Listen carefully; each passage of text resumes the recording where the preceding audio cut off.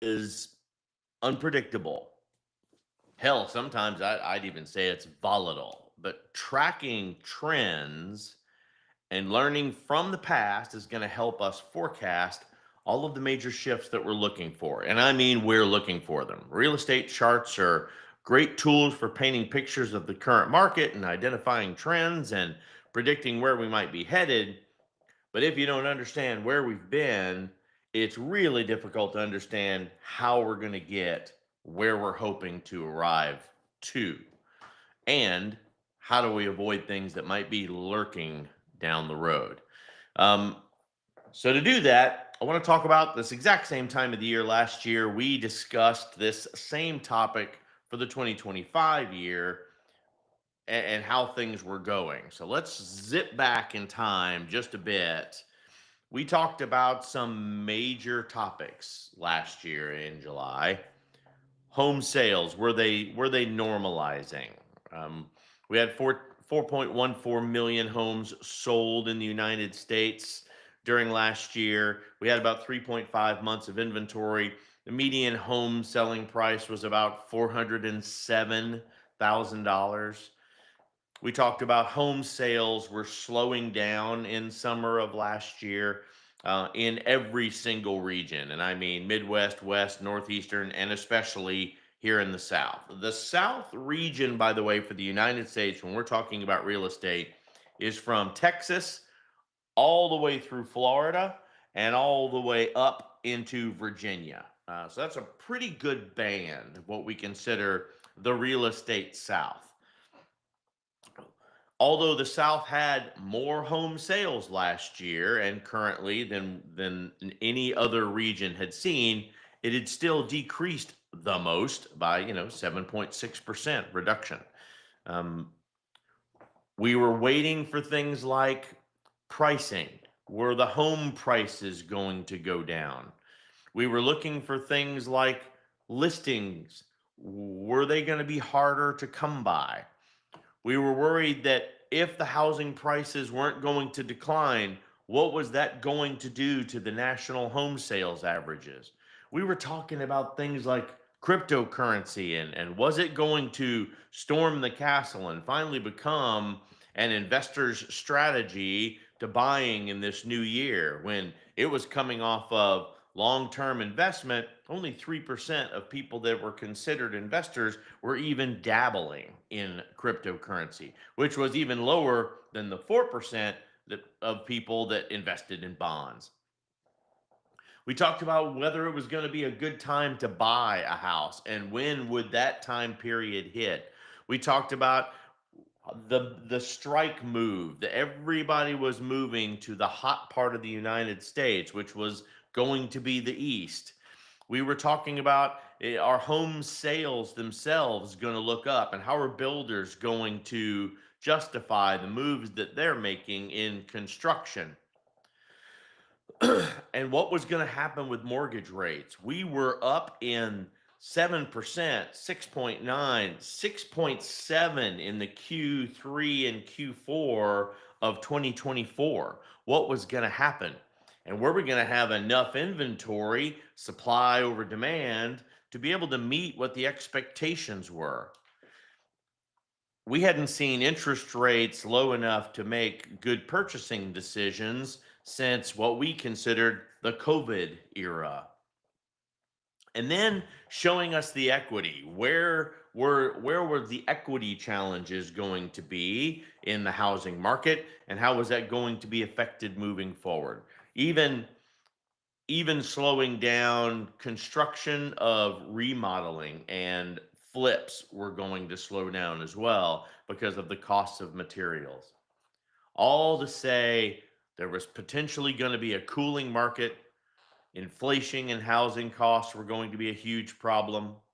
And the only thing we had to look forward to was the people that were already in their houses had such a great interest rate that they were going to gain massive equity because of the swing of staying in their home, paying longer on it, and the price of properties improving. So, why didn't buyers buy? What happened? What's going on now? as fascinating as real estate is, you can't compete with shifts that are happening if you don't understand the peaks and the valleys and the things that shake it up. And when buyers and sellers come together to complete transactions without curling up into a fetal position, scared to death that someone's going to take advantage of them, either on the winner or the loser side, you got to be able to arm yourself with information. So, with all that knowledge behind us and understand whether or not these trends were there, I'm happy to report that I feel we're going in the right way. The housing market forecast for 2026, where we're heading from the summer now till the summer then, we're off to a good start. We have what I consider turned the corner since the post pandemic swing. Rates have experienced some soft drops. Stock has gradually risen. Purchase demand has gained momentum. And even though there's still some roadblocks, particularly in affordability and neighborhood gaps in supply, not to mention everything that we still have in a hardcore challenge in the political front of the housing market, as we're going to start entering into the 2026 era, there's going to be things that you're going to need to know in advance about the housing market, but how we're going to remain one step ahead to the shift is going to help us. So I've combined those major components of data just like we did last year so that we can make sense as buyers, sellers, investors, and as real estate agents how we're going to get on the right side of the track and make sure we're ready to get on the train when it starts to pass through. So, key housing market predictions. It takes a little bit more than just keeping a tab on the mortgage rate to uncover where the housing market's going to stand in the coming year. There are a good mix of economic factors, trends in inflation, housing starts, buyers' demographics, geographic migrations that have still continued to move. These are all contributing to determining what's to be coming next. Nothing's guaranteed, but the significant housing market forecast that I'm talking about are things that are requirements for the industry to continue to be successful. And regardless of the downturn that we had over the last 2 years, I think we're heading in the right direction. We have got some political and financial clout. We have got some big sticks that are shaking in the government that are forcing things into a state of change. And that's what we needed. That's what we needed from an industry. That's what we needed from a homeowner's perspective. And it's certainly what we needed to continue to have some buying power to at least keep that standard balance that we are dealing with. And when you're talking a lot of people saying we're in a buyer's market versus a seller's market, again, I need you to go old school. I need you to understand that they don't know what they're talking about if they don't understand simple checks and balances and simple supply and demand. We must have enough supply to meet the demand of the consumer, and there must be enough money available to borrow against that demand. If you understand those basic principles, it is obvious where we are. We are as balanced as we can get right now in the current market. Home prices towards 2026, I firmly believe, are going to continue to rise, even though everybody had said, oh, there's going to be another recession. Oh, look at what's going to happen. Oh, tariffs are going to crash materials. If you're interested in what my feeling are as how tariffs are affecting us now and how they're going to affect us in the future in the housing market, hit this video here. This was good. This is going to give you some information. And as an investor, this is the information that should be your source of truth and how you're going to move forward. I believe the median housing prices are going to continue to rise approximately 4% in 2026. That's a nice meet in the middle and better than what the NAR says it's going to be. They estimated 3%. I'm going 4. The lead by better inventory, stable mortgage rates, tempered demand from an interest sensitive buyer is going to make the difference. The quality of the craftsmanship is going to improve as we are starting to focus on better materials, better workmanship, They're going to have to give us better incentives for buying new houses, and owners are going to have to take better care and resource of the house that they already have that they want to put on the market because of that heavy builder competition that they're in the middle of. That's right, owners. You already have the house. It needs to be in top condition before you put it on a market when there's so many investment builders out there that are giving not only incentives, but cash at the closing table to get people to buy their homes. While price growth is still slowing, it's still higher than it was last year, still very positive on the ticker. And it continues the housing, even with the housing scarcity in a lot of markets. And that's not necessarily the case here in Florida. We have got builder after builder that is able to create a housing market and a move here. Buyers can expect modest growth. Sellers can price properties accordingly based on their comps and still be able to sell their homes. I'm going to tell you now, do not overprice your home. It's going to sit on the market double the average, which is about 3.5 to 4 months right now. If you don't want your house on the market for 8 months, price it according to the comps in the neighborhood. That's going to show you exactly what's working. I hear you real estate agents already whispering in the background. I'm seeing all the thumbs up and the funny faces that are coming up on my live feed right now. I'm telling you, realtors, you have a responsibility to educate and over-educate your sellers. They're putting themselves in a position right now that they're putting those houses still peak pricing because they still see some prices going up. And let's take the risk because we have time. That strategy is going to burn them into next year, and that's not going to be where they want as the builders continue to catch up with what they need to do to meet demand. To succeed in an evolving market, you better have your CRM in line. You need to be able to run some automated lead nurturing because if the market temperature continues to improve as we're predicting, your contact management is going to be your only source of employment. Everything needs to be geared towards keeping your pipeline moving. Everything needs to be geared towards a hot and balanced market. It's going to be a suitable solution for agents while they're developing their business next year, and they need to start now.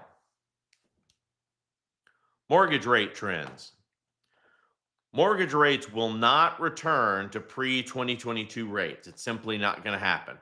But most of the forecasts are envisioning modest declines all the way through 2026. Fannie Mae is forecasting a 30-year fixed mortgage rate to settle at about 6.2 by the end of 2026. Modestly below the mid 6% is going to be good. I am seeing the old 3-2-1s that are coming back from the builders right now. I'm seeing rates as low as 3.99% for at least the introductory year for the builder, and then 1% increase within the next 2 years following.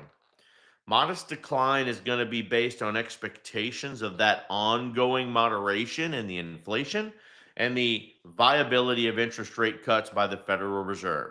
Unless you are living under a rock, you can already see where the federal pressures on the Fed and interest rates are causing some distress. So keep your heavy eyes on that one. If we get some change in the Fed and they decide to release some of the pressures of the mortgage and the interest rates that are out there, Feds make a real rate cut and not just these trickle and holds that they have been pulling, then trust me, Katie bar the door, everybody is going to be in the housing market because they're just sitting there with the engine idling now.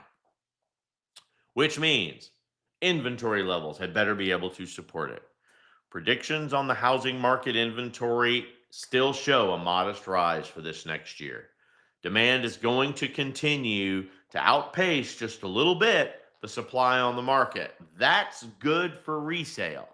That means that the people that are sitting on their homes right now, if you have been thinking about whether or not you should be putting your house on the market, now's a good time to do it.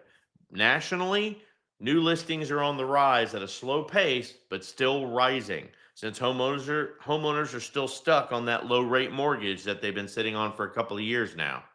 The supply picture is heading in the right direction. Full inventory recovery in 2026 isn't going to happen, but especially in the metro areas where there's restrictive zoning, high construction costs, that's going to be to the buyer's benefit, and it's going to help people move more to a rural extension of where they want to buy. Then let's talk about the demand shift, buyer seller. So if we get rates stabilized to drop, more inventory hitting the market, buying and selling activity are both going to pick up in 2026. If you follow the NAR and you follow the chief economist, even they anticipate about 11% rise in sales of new homes in this next year and an 8% rise in homes the following year, right? That still smells increase, and that's good. As a result of buyers' pent up demand from 2023 and 2024 and those affordability challenges, the softening of the interest rates are going to force people to go ahead and make a decision to buy into the market. So, on the selling side, on the sales side, 2026 housing market looks to be improved. You're going to be, as a current owner, in a much better equity position because you sat on your house longer, because you weren't in a position to lose your cheaper interest rate, and the housing market continued to support you. So, buyer demand is going to be a little bit biased towards the affordability of the market, but because you have received more equity in this last year that you've been holding onto your house, you're going to be in a stronger position to even allow some additional negotiations at the table to compete with the builder's market.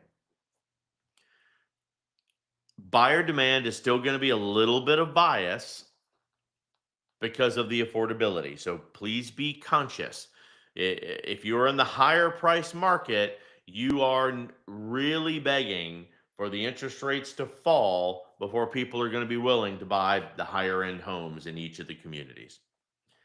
With changing habits in the buying and the selling, predictive technologies are becoming increasingly necessary. If you are not involved with an analysis tool in your real estate game, you are severely cutting yourself short.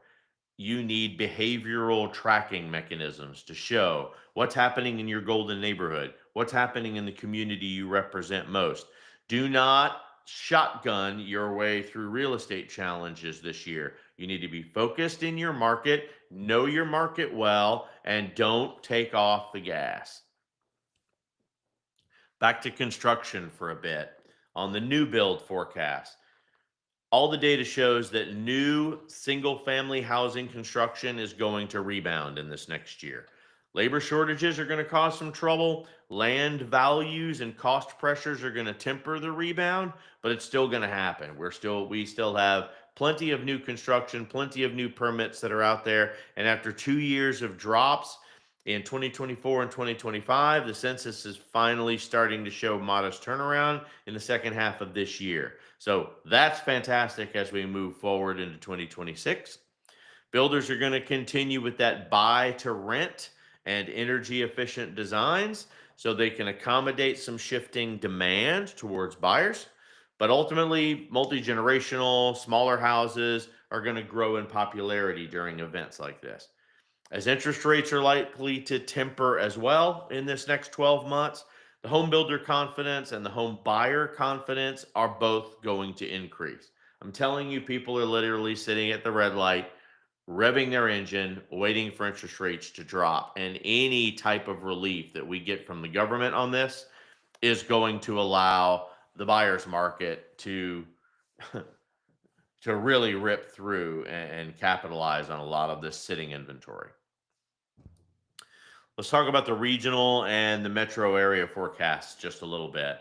Housing markets are going to continue to differ by region. I'm going to focus on the Southeast. Um, we've got affordability, we've got job growth, we've got good climate, we've got tax policy that will all be influenced throughout 2026, all headed towards benefits to the buyers and the current owners. So it should make a nice partnership at the negotiating table on both sides.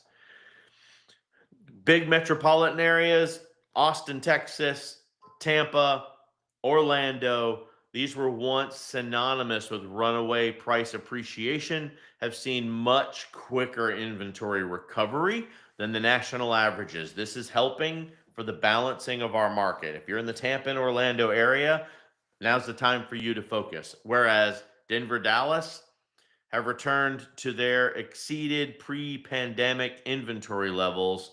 Um, Ultimately, the Southeast is going to head in a very similar direction. Agents are going to do well to pay very close attention to the regional migration trends. If you are deep in the Southeast, you are going to see a lot of it as tax changes happen in the northeastern United States that are straining ownership and straining the taxation on their residents. They are going to move, and they're going to move fast. Plenty of opportunity for you to look at these graphics inside of even as simple as Zillow. Those types of charts are especially valuable in projecting growth of secondary markets as well. They can start listing and marketing efforts a little bit farther in advance and are going to help you be more prepared to represent the people, the flood of people that are coming in from higher priced areas. If I just pick on California and New York, I'm telling you, I'm banking 20% of all of the new buyers that we're going to deal with, domestic new buyers, are going to come from those areas. When you are dealing with areas that are just choked by political strife, taxation, they're going to move, and they're going to move fast, and this is going to be a great area for them to do that too. So what about the buyer and seller outlook in 2026? Predictions are showing a less frenetic competition, more listings to select from because it's the listings are sitting on the market a little longer. So you've got some negotiating clout with your buyers. This is going to help for better terms as the market begins to recover from some of those inventory shortfalls. Fannie Mae is saying that affordability is going to continue to be still out of reach for a lot of people out there until mortgage rates drop into the lower fives. For sellers, the outlook is improving, but mixed by the market. So the sellers are in a low supply market. They're still going to be able to command strong prices, but those balanced, like we are here in Florida, most of Florida, it's going to be important on you focusing on staging, setting the strategic list price, offering concessions like rate buy downs. Remember, a rate buy down has the long-term strategy for a new buyer as opposed to a price drop. So as more sellers are returning to the market because they're motivated by life events and the impatience of sitting on their house for another year like they did last year, rising equity is going to help them in this decision boat. Real estate professionals need to expect that the conditions are going to tilt, and they're going to be ready for prepared buyers and realistic sellers. So if you are that beacon of truth that we're asking you to be, if you have been using all of your analytics, if you have been using all of your selling strategies that we've been talking about, you're going to be well prepared, and your golden neighborhood is going to be well educated into the swing that's about to continue. Investors, however, are going to have to contend with a market that gives mixed signals. On one hand, demand for rental property is going to remain super strong, but more specifically, the fast growing and affordability oriented metros is where that's going to happen. The build to rent sector continues to expand with institutional capital. Private investors showing interest in this category are going to struggle. You're going up against big capital companies, and they're trying to buy as many properties for rent as possible. So when the market finally swings completely and the interest rates finally drop to support, they can join the seller's strategy and flood the market with properties. So headwinds in the form of rising insurance premiums, rising property taxes, tighter lending policies, these are going to compress some of these margins. The data certainly points to softening of multifamily development, especially in your metros. Though it continues a fairly healthy pace, that's going to change and it's going to change dramatically. Rent to own and co living are innovative models. They're going to gain a little bit of traction so that they can help with some of the incentives like the builders are supporting. This is going to give sellers and major capital investors opportunities to get people into the house long enough that they can eventually sell the properties to them.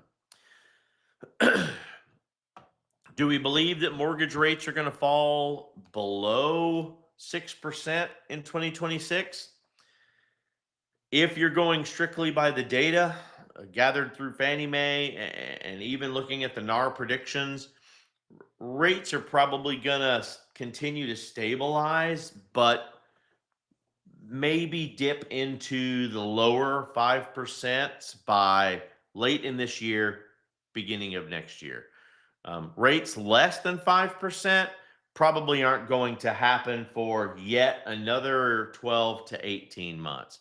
But when that happens, certainly we'll be in full market swing by that point, and we can begin the refinance process that everybody typically looks to follow after they go ahead and buy now while the homes are cheaper.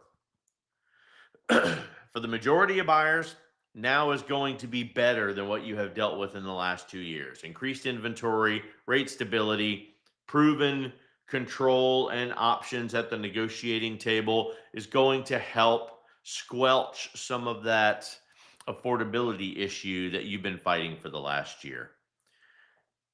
As far as crash is concerned, let's go ahead and throw that out the front door finally. A widespread crash is improbable. Appreciation of residential property values are going to come to a slower halt, but persistent shortages in the overwhelming majority of markets and the supporting values are going to allow for the corrections in pricing, and that's going to continue to happen. People are still continuing to overprice their homes because they missed that swing several years ago, and they think they're going to be able to capitalize on it now, winning on both fronts, on a higher price and on more equity. And simply, they're going to lose if they continue to price that way. So, what does that mean if I slam it all together in one big statement for you? The housing market for this coming year is poised for stability and a lot more drive towards stability and improvement than we have seen in prior years. Buyers are going to experience fewer bidding wars, which is going to give them more negotiating power at the table. And in certain markets, while seller inventory is going to be a little shaky, they should be able to gain some great pricing opportunities and even better concession at the closing table. This is where investors are going to be able to balance those higher insurance premiums and the regional policy changes with some strong rental demand and improving build to rent opportunities. Keep your approach in sync with the latest predictions. Watch your numbers, understand the buyer's momentum, what they're waiting on, and when those green lights hit, be ready to pump on the gas. You're going to be poised to thrive in whatever the year brings as long as you are following the numbers. Have a great day, everybody. We hope this information is helping you be a better professional, more informed seller, and a more professional buyer at the negotiating table. Have a great day, do good business, and we'll see you all again very soon.